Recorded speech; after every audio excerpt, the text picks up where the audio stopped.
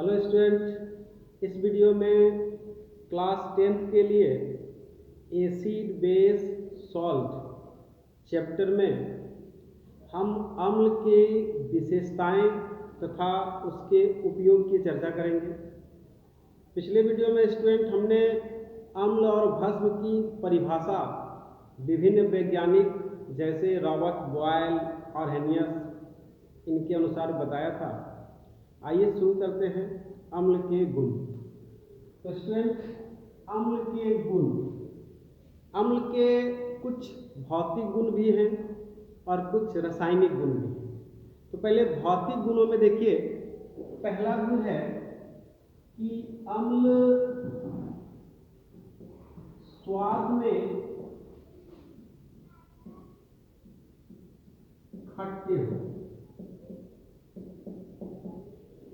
जैसे स्टूडेंट नींबू, संतरा, कच्चे अंगूर, इन सभी में साइट्रिक एसिड पाया जाता है और ये खट्टे स्वभाव के होते हैं।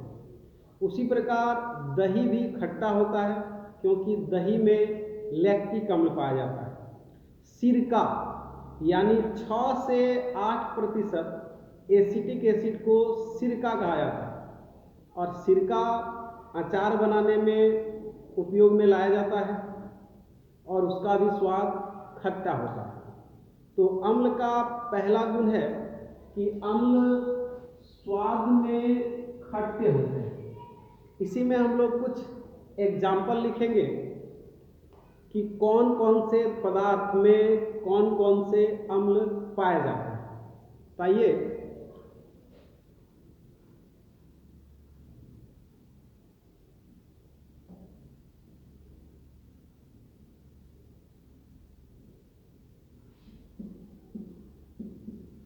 पदार्थ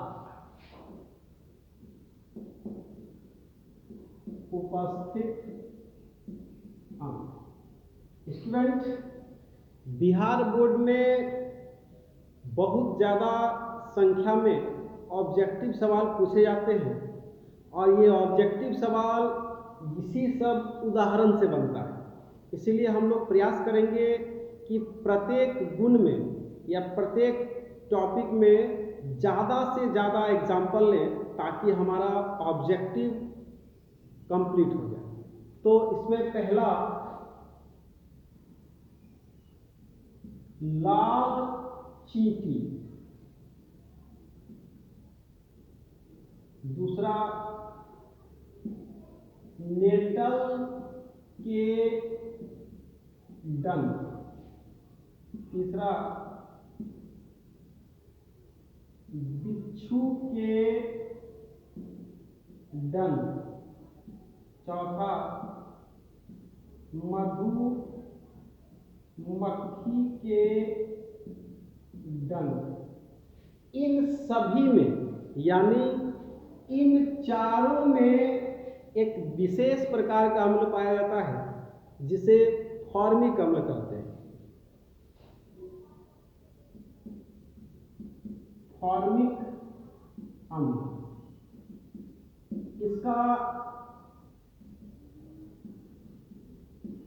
दूसरा नाम मेथेनोइक अम्ल है।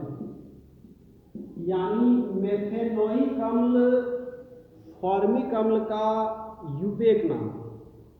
कभी कभी यूपेक नाम भी पूछा जाता है कि फॉर्मिक अम्ल का यूपेक नाम क्या होता है, तो मेथेनोइक अम्ल। और लाल चींटी में कौन सा अम्ल पाया जाता है, तो फॉर्मिक अम्ल। नेटल के डंक में कौन सा अम्ल पाया जाता है, तो फॉर्मिक अम्ल। मधुमक्खी के डंक में कौन सा अम्ल पाया जाता है, तो फॉर्मिक अम्ल। यानी इन चारों में फॉर्मिक अम्ल पाया जाता है। अगला एग्जाम्पल 5, टमाटर। टमाटर में ऑक्जेलिक अम्ल पाया जाता है। इमली, इमली में टार्टरिक अम्ल पाया जाता है। स्टूडेंट इन सभी को कम से कम 2-3 बार लिखना है और इन्हीं सब से संबंधित ऑब्जेक्टिव भी बनाना है, क्योंकि यहाँ से ऑब्जेक्टिव रहना ही रहना है। तो टमाटर में कौन सा अम्ल पाया जाता है? ऑक्जेलिक अम्ल। उसी प्रकार इमली में कौन सा अम्ल पाया जाता है? तो टार्टरिक अम्ल। और इन सभी से क्लास 10 के अतिरिक्त जनरल कॉम्पिटिशन्स में भी सवाल पूछे जाते हैं, जैसे रेलवे, एसएससी, बैंकिंग, सब के भी साइंस में इन सबसे सवाल पूछा जाता है। अगला लेते हैं नंबर 7, सिरका। सिरका में एसिटिक अम्ल पाया जाता है। चाय में टैनिक अम्ल पाया जाता है। उसी प्रकार दही में लैक्टिक अम्ल पाया जाता है। पूछेगा आपसे कि दही में कौन सा अम्ल पाया जाता है? तो दही में लैक्टिक अम्ल पाया जाता है। अगला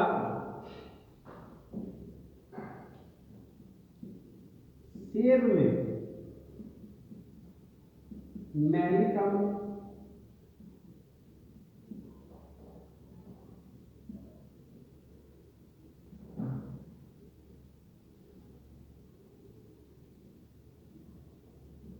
घास में बेंजोइक अम्ल।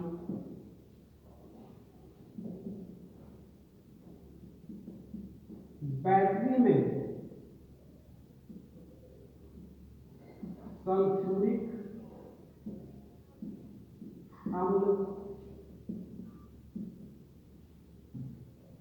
और भी एग्जाम्पल हैं, जैसे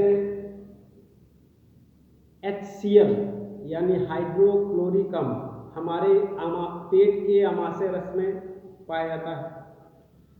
और ये सभी एग्जाम्पल आप लोग जरूर नोट करिएगा और इन सभी से संबंधित ऑब्जेक्टिव भी जरूर बनाइएगा। दूसरा गुण लेते हैं, कुछ अम्ल विषैले तथा तीव्रनाशक होते हैं। कुछ अम्ल विषैले तथा तीव्रनाशक होते हैं, जैसे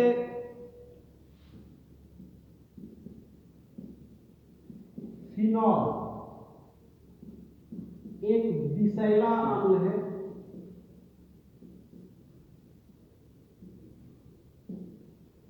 साथ ही HNO3 यानी नाइट्रिक अम्ल, इसका उपयोग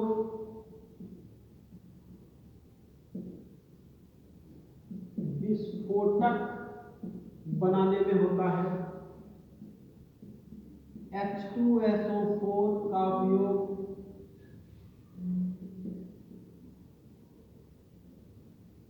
बैटरी में होता है। HCl यह हमारे आमाशय रस में भी पाया जाता है और इनके कई सारे औद्योगिक उपयोग भी हैं। साथ ही स्टूडेंट, यदि HCl और HNO3 को मिला दें, यानी 3 भाग HCl और 1 भाग HNO3 को मिला दिया जाए, तो यह काफ़ी स्ट्रॉन्ग एसिड बन जाता है और इसे एक्वा रिजिया कहते हैं। एक्वा रिजिया यानी 3 भाग HCl और 1 भाग HNO3 सोना, चांदी और प्लेटिनम जैसे धातुओं को भी एक्वा रिजिया गला सकता है, यानी हाइड्रोक्लोरिक अम्ल और HNO3 के मिश्रण को एक्वारिजिया कहा जाता है और यह सोना, चांदी, प्लेटिनम को भी गलाने में सक्षम है। अगला एग्जाम्पल लेते हैं। ये थे गुण नंबर 2। तीसरा गुण देखिए, लिटमस पर प्रभाव।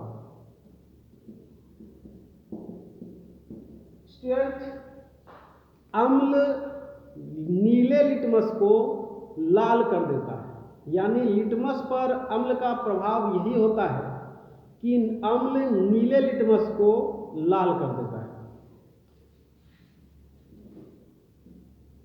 अम्ल नीले लिटमस को लाल कर देता है। साथ ही स्टूडेंट थोड़ा सा लिटमस के बारे में भी जानना। ये लिटमस क्या होता है? तो लिटमस एक प्राकृतिक सूचक यानी नेचुरल इंडिकेटर है और यह अम्ल और भस्म की पहचान करता है। लिटमस को थियोफ्राइटा ग्रुप के पौधे लाइकेन से प्राप्त किया जाता है। फिर से एक बार, लिटमस को थियोफाइटा ग्रुप के पौधे लाइकेन से प्राप्त किया जाता है, यानी लिटमस किससे प्राप्त होता है? तो लाइकेन से। ये थे स्टूडेंट 3 महत्वपूर्ण भौतिक गुण। इसका एक बार स्क्रीनशॉट ले लीजिए, फिर कुछ रासायनिक गुण बताते हैं। आइए स्टूडेंट देखते हैं अम्ल के कुछ रासायनिक गुण। ये चौथा नंबर देते हैं स्टूडेंट, अम्ल धातुओं से अभिक्रिया कर हाइड्रोजन गैस मुक्त करता है, यानी धातुओं से अभिक्रिया और अम्ल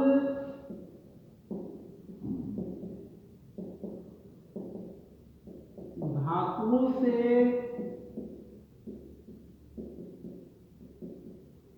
अभिक्रिया कर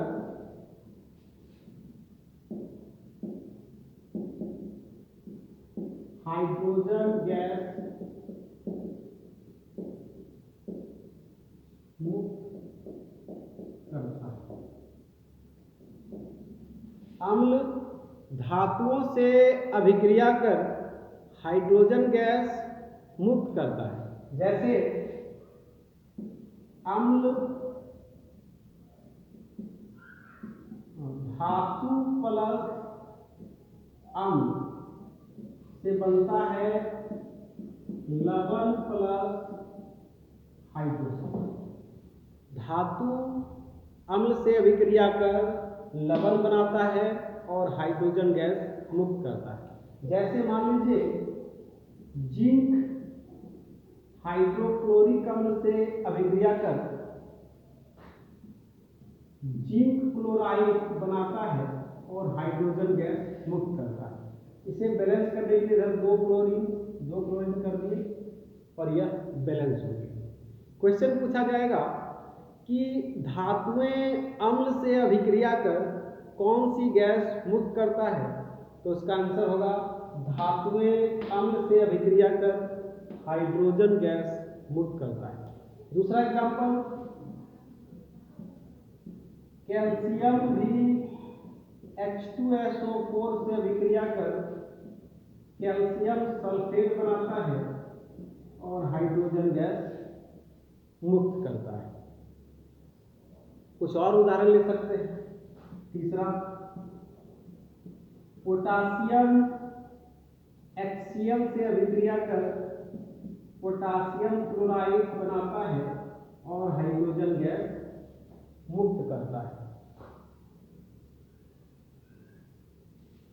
तो स्टूडेंट, धातुएं अम्ल से अभिक्रिया कर हाइड्रोजन गैस मुक्त करते हैं, लेकिन सभी धातुएं अम्ल से अभिक्रिया कर हाइड्रोजन गैस मुक्त करते हैं, लेकिन उनके हाइड्रोजन गैस मुक्त करने की दर अलग अलग है।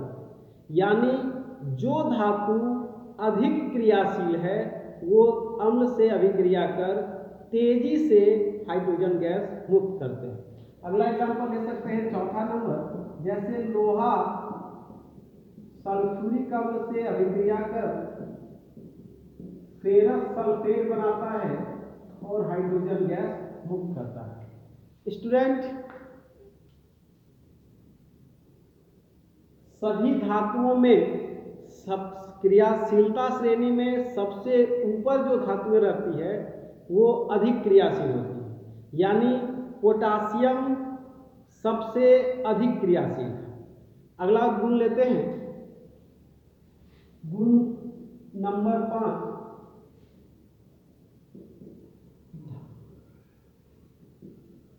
अम्ल भस्म से अभिक्रिया कर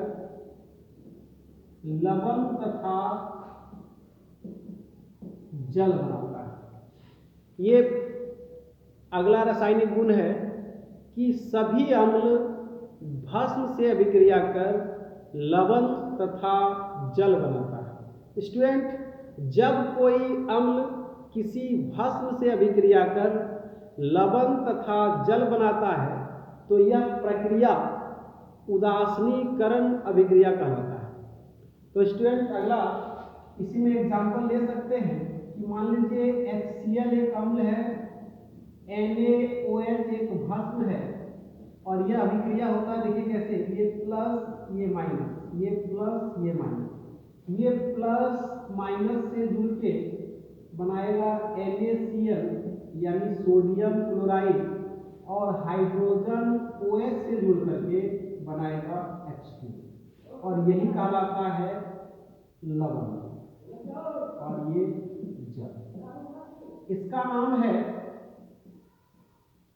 सोडियम क्लोराइड। उदाहरण दूसरा देखिए, H2SO4 CaOH2 से अभिक्रिया कर बनाता है कैल्शियम सल्फेट प्लस जल। तो इस प्रकार स्टूडेंट, अम्ल भस्म से अभिक्रिया कर लवण तथा जल बनाता है। यहाँ इससे ऑब्जेक्टिव क्वेश्चन बनता है। ऑब्जेक्टिव क्वेश्चन में पूछा जाता है कि अम्ल भस्म से अभिक्रिया कर क्या बनाते हैं, तो अम्ल भस्म से अभिक्रिया कर लवण तथा जल बनाते हैं। और स्टूडेंट, कभी कभी लवण को पहचानने भी आता है, इसीलिए हम लोग ये उदाहरण अधिक से अधिक बताने का प्रयास करते हैं। अगला उदाहरण लेते हैं, HNO3 और KOH के बीच अभिक्रिया, ये एक अम्ल है और यह एक भस्म है। इन दोनों अभिक्रिया से बनता है KNO3 प्लस H2, ये कहलाता है पोटासियम नाइट्रेट, यानी इसे सोरा भी कहा जाता है, सोरा, पोटासियम नाइट्रेट। आपसे पूछा जाएगा कि सोरा का सूत्र क्या है, तो पोटासियम नाइट्रेट यानी KNO3। ये थे अम्ल के कुछ रासायनिक गुण। अब स्टूडेंट बताते हैं कि अम्ल के क्या क्या उपयोग हैं। एक बार आप लोग इसका स्क्रीनशॉट ले लीजिए, फिर आगे बताते हैं। आइए स्टूडेंट, अब बताते हैं आपको कि अम्ल के क्या क्या उपयोग होते हैं। जैसे अम्लों के उपयोग, पहला है गहना साफ करने। स्टूडेंट, जेवर, गहना, आभूषण, इनको साफ करने में अम्ल का उपयोग होता है। और सोना चांदी को गलाने में भी विभिन्न अम्ल के मिश्रण का उपयोग होता है, जैसे HCl और HNO3 के मिश्रण का उपयोग सोना चांदी को गलाने में किया जाता है। अगला है बाथरूम की सफाई। बाथरूम की सफाई करने वाले पदार्थ में भी अम्ल की मात्रा होती है। अगला है अग्निशामक, यानी अग्निशामक यंत्रों में भी अम्ल का प्रयोग होता है और अम्ल के प्रयोग से ही उसमें कार्बन डाइऑक्साइड गैस निकलता है, जिससे जो कि आग बुझाने में प्रयोग में लाया जाता है। अगला है अचार बनाने में, यानी सिरका 6 से 8% एसिटिक एसिड को सिरका कहा जाता है और सिरका का उपयोग अचार बनाने में किया जाता है।